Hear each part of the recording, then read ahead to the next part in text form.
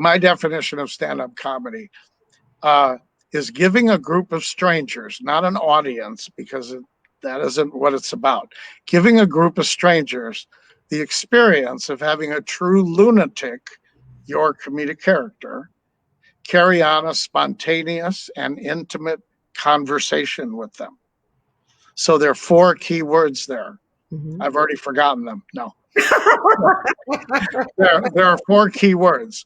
Yeah. One is lunatic. You can't be a comedian unless you're a lunatic. Mhm.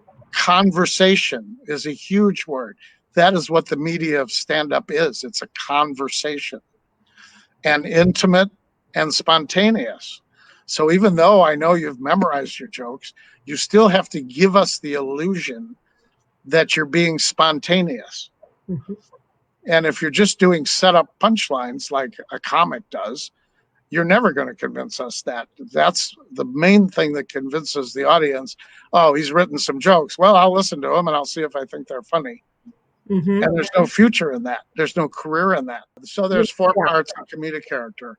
Yeah. Flaw and blind spot. Those are the 2 big ones. Attitude just has to match your blind spot. Yeah. So if Anthony Jeselnik thinks he's charming, then he has to talk charming. Agenda is very interesting and very important. So picture this. Take any comedic character. Let's say Louis C.K., who's gone a little crazy lately, but his comedic character, what is wrong with him is he's too sensitive. Everything bothers him. Okay? Mhm. All his great jokes come from that. He's hypersensitive, all that. Okay.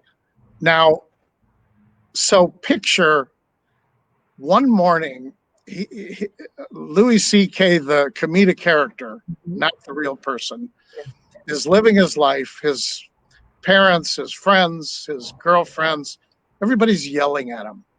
Why are you acting so weird? Why are you so sensitive to everything? Why do you see these crazy things in these normal things? So one morning, he wakes up, his character, not him in real life. His character wakes up and it hits him. I know what's wrong here. It's not me. These people in my life, they're prejudiced against me. Yeah, they're not being fair to me. I'll bet if I get out in front of a group of objective strangers and tell them my story, they're going to go, yeah, Rodney, you're not obnoxious. You deserve respect. Or, no, Jerry, that stuff you talk about is very important. It's not stupid. Or, no, Kevin, you have every right to be upset about these things. That's horrible. That's what the character thinks that the audience is going to say back to him. And that controls your whole relationship with the audience.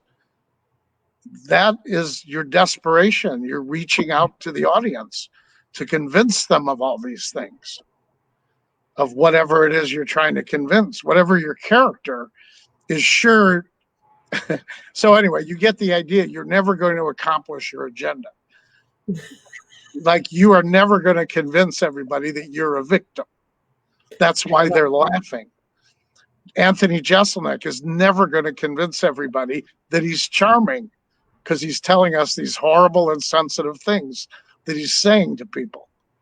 Mhm. But you never give up trying to sell your agenda.